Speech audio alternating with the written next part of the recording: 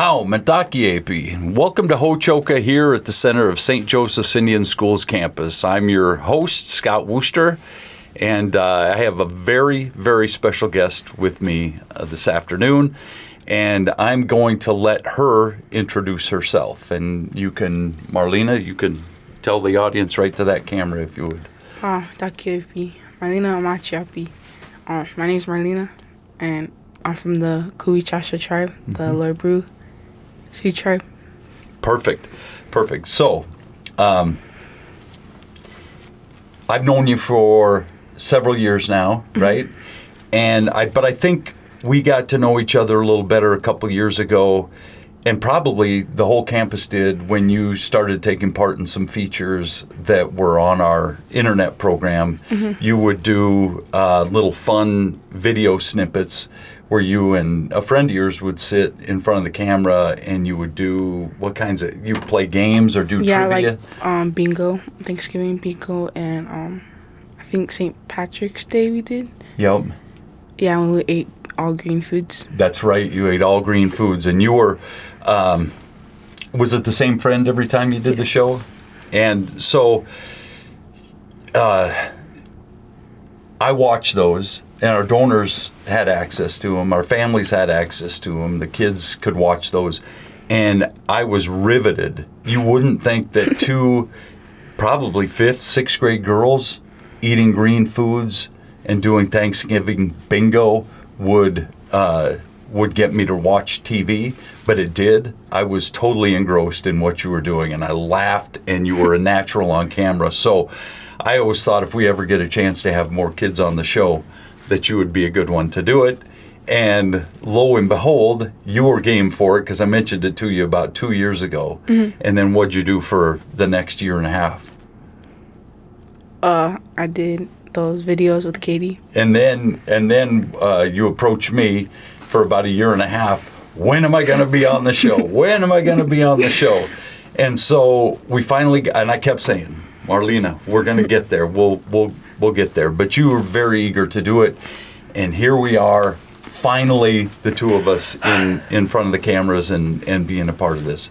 So I want our audience, I know you. You're a special girl. You're kind. You're a friend to me.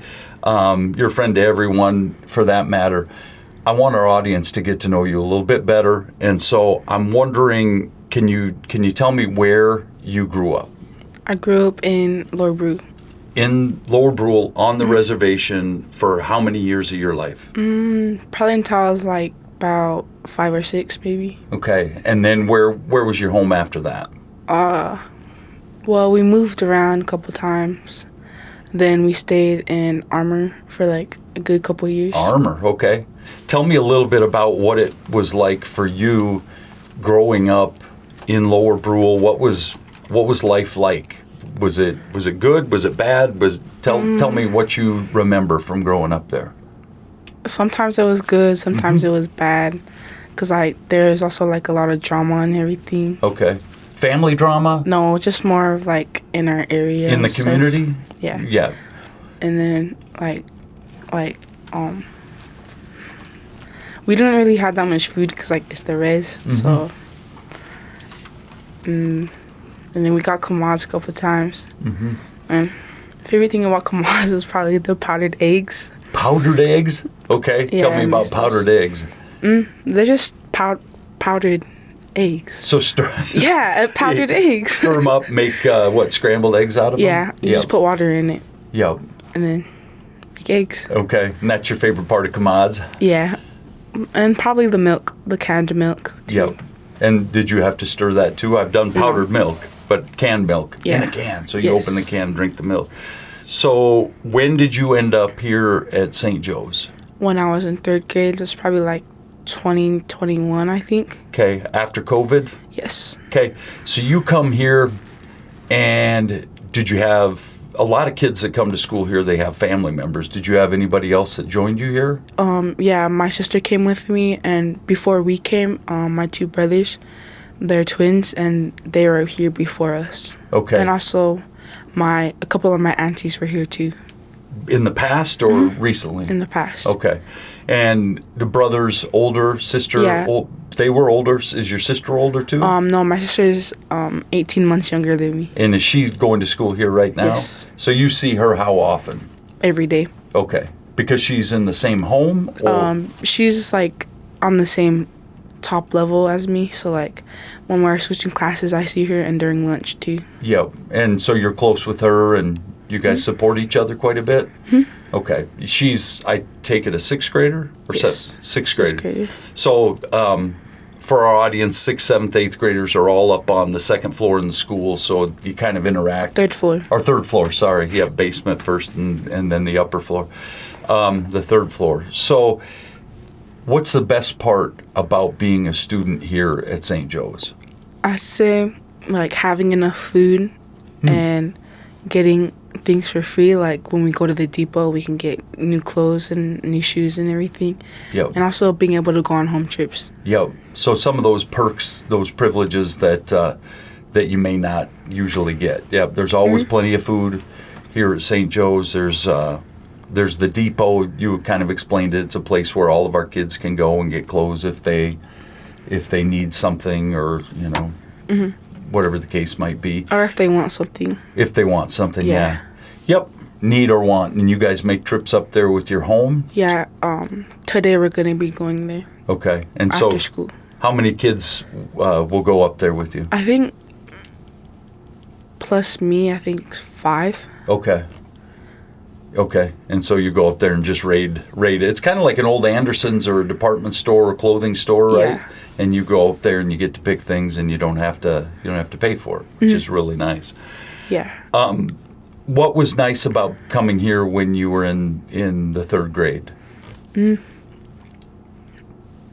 Probably like getting to have like things to like play with, and like toys, and like able to go outside where there's basketball hoops and stuff. And yeah. And on an enclosed campus where things are pretty safe, there's a lot of supervision. You had to feel pretty safe here, I would think. Okay. So I know you as an athlete too, and I guess I didn't when I first met you, but I'm getting to know more and more of that. What are your sports? What do you take part in? Basketball, volleyball, and I'm gonna join track again. Going out for track, good. So you're a three sport gal. You do 3 during the year. And also I already said volleyball, my bad. Yep. Softball. Softball, that's right. Yep, we have the softball league, which is a blast in the spring. And you're a 8th grader this year. 7th grader. Oh, okay, good. Don't grow up too fast. But I should say to our audience, if I don't know if you can tell from looking at the two of us that as I sit here, I'm 6'3", and I'm sitting down. You can't tell. Marlene is also very tall, and it's helped out a ton in basketball, right? So you're kind of a natural for that sport. What's your favorite sport and why? I probably had to say basketball because I've been playing it since 4th grade. Okay, here at St. Joe's. Yes. Were you back at home before you came to school here?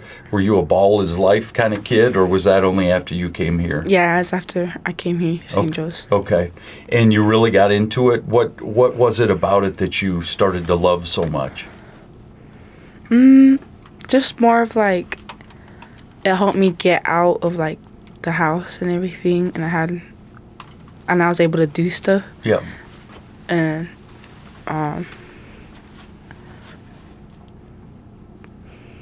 And obviously you had a talent for it too. I mean, you were. I know you don't want to brag on yourself. That's not what you're here to do. But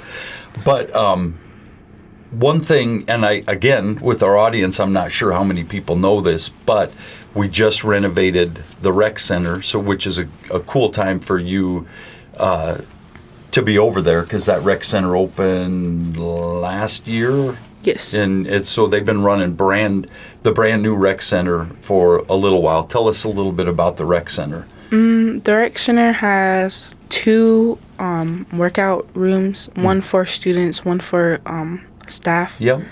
And then we have 2 gyms. One is called the main gym, and one is the aux. The aux is like more downstairs, I guess. Mm-hmm. And we also have a game room that has like board games. We have 2 TVs, 2 PlayStations, 2 Xboxes, 2 Nintendo Switches, and a lot of games to go with all those. And then also, we also have like for basketball games, we have like a concession stand. Yep. And 2 vending machines with just drinks, and then the middle part, it's just like where the rec staff offices are. Mm-hmm. So, yeah. And you can't forget the swimming pool. I did forget about it. You did forget it, but you can't forget. I mean, that's such a big draw too. I mean, as a 3rd grader coming here, how big was that to be able to say, "Hey, there's a swimming pool, 100 meters away from where my house is." Mm-hmm. And where you live now, I know you could basically walk out your door, walk 100 feet, and you could be swimming in that pool. Now, you couldn't. You'd have to go around the front of the building. But the pool is literally across the street from where you live now in the home. So how much of a role does that rec center play in your life, having that here? A pretty big role, because mostly every day, we have like community rec with all the 7th and 8th grade boys and girls. And we could play basketball games, shoot around, play volleyball, and we basically do that every day. And especially on the weekends, we do it 2 times a day. Homes sign it out, and you get to go over there at certain times, invite other homes, and interact.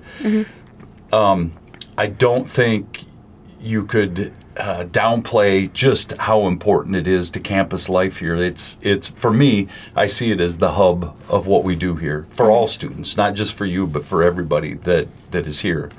And it's also when we have our games, whether it's volleyball, basketball. What happens in the gym? A lot, like the bleachers, they get filled up fast, especially because all the kids come and want to watch them, and also the players' families and stuff. And a lot of people getting up, going to concession stands, going back. It's a lot of activity, right? I mean, Braves have a big fan base because they're all right here on campus. If you have 150, 180 kids that go to school here, and you're playing a game, all those kids are probably going to come over and watch at some point. So you can pack that gym a lot. What's it like to play in front of a crowd that big? Like anxious, I guess. Oh, okay. Is it nerve-wracking? Yes. Oh, to be in front of that many people? Yes. Oh. But then, like after like the first quarter of that basketball or something, then I kind of get used to it. Yeah. And then the nerves go away a little bit? Yeah, just a little bit, but I'm still nervous. Yep. And we talked about that a little bit on our way over here, because even doing this, we talked about it right before we went on air. I've done 126 of these, and so I don't have a lot of nerves coming into this. But as a young woman who hasn't been on here before, it can be a little nerve-wracking, right? And you're doing a great job of being on here. Part of it is the courage to step up and face your fears, right? Which you've had to do in order to come here and be on camera, which is something when you go step on the court, you don't refuse to go on the court because your anxiety is too high. You go out there and use that energy to do something good with it. What's your favorite, do you have a favorite memory from basketball? No. No? Tell me a good story about basketball. Anything funny that would have happened on the basketball court, or a big night where you scored a lot of points or something? Again, I said I wasn't going to make you brag, but yeah, do you have something in mind? Yeah. We went to a away game in Pier, and I was playing, and then I got the rebound, and then like I turned around to like bring down the ball, and then I sat on a little girl.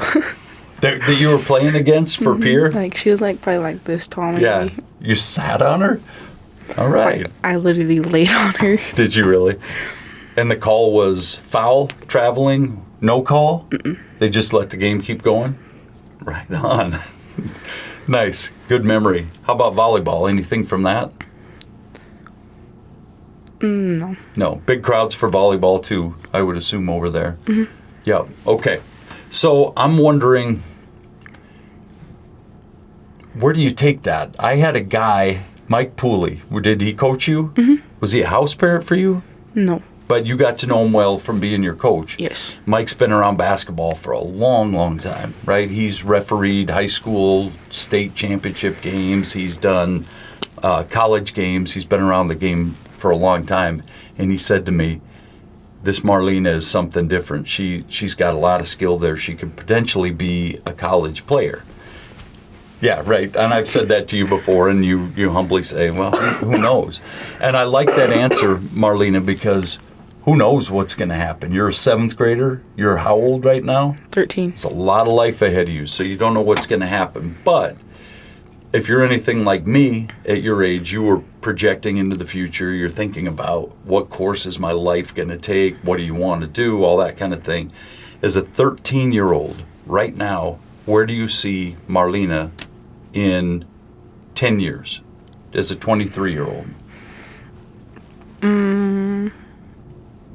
Probably in college. Okay. Yeah. And then probably have like a side job too. Yep. Working, making some money, and going to college. Any idea what you would want to go to college for? Mm-mm. Okay. I haven't thought that far ahead. Okay. And that you certainly don't have to, right? Mm-hmm. But I love the idea that that's on your radar, that's something that you'd like to do someday, would be to go to college, because it can be so much fun, and you're sort of, when you go to school here, you're living in a home over here, and you've got kids all around you all the time. You're used to living in a big or family environment. You don't really get much chance here to just be by yourself and to kind of blend in. You're just part of everything that happens here. You go to the rec center, you talked about it, that's where you make friends, right? Mm-hmm. So you go over there and you're playing basketball, volleyball, just hanging out. So there's that social piece of it too. What's it been like socially here with friends? Have you met a lot of friends here? Yeah, there's this new girl. She came, and at first, I didn't really talk to her because she was talking to other people, or other people were talking to her. Mm-hmm. So, she was surrounded, mm-hmm. and I didn't want to, budge in or anything. Mm-hmm. So I just waited until she was alone. I went up to her, introduced myself, and yeah, then we just became friends after that. Yeah, and you're close with her now. Mm-hmm. Awesome. Very cool. So let me ask you this, and I asked the other kids this when I had them on the program too. Who's been an influence on your life while you've been here at school for adults? Has there been anybody that's really impacted you? Probably Kaylin and Jared. Okay. Mm-hmm. And they would have been your house parents in 4th through 6th grade. 4th through 6th grade. Mm-hmm. So what's it like? And they're a family. They've got 2 girls of their mm-hmm. own, correct? And so you live with them and a group of other girls in their home, and they become like family to you, right? What's it like moving on into another home? Was it hard to move on? Kinda, but not really, because it kind of felt good to get out of a home that I've been in for 3 years. Yeah, and here you are in a new home. You live across the street from the old home, right? It's mm-hmm. not like you're that far away, and St. Joe's is small enough that we're all family, mm-hmm. which is really cool. Let me say this to you. Thank you so much, number one, for being here on the show, because you have something that I think is important to share with our audience, which is great. You did a great job. I know there were some nerves ahead of time, and you were fantastic. If there were nerves, I couldn't tell, the audience couldn't tell. And then thank you for being who you are, too, because probably 3 years ago, I didn't know who you were, mm-hmm. and then we got to be friends, and it's fun to see you around campus all the time and watch you grow and see who you are, and to watch you walk around the floor where I work looking for Takis to see if anybody has any Takis so you can get them. Always bugging me for Takis when you come over, right? Yeah. So, and that's kind of how we got to be friends, I think, is when you knock on my door and, aren't you supposed to be in class? Yeah, but I want Takis. Okay. But You still haven't. I still haven't given you Takis. I have a few in my office, so you'll have to swing by for them, okay? Okay. All right. Thank you for being you. Don't stop being Marlena. I told you that when you come on the program. Be Marlena. Be you in life too, okay? All right. And we'd like to thank our audience for joining us here at Ho-Chok at the center of St. Joseph's Indian Schools campus. Make sure you check us out on whatever platform you might pick up your podcasts. And we're always happy to have you join in so you can hang out with really cool people like Marlena here. Until next time, stay centered. Shaking her head. I love it.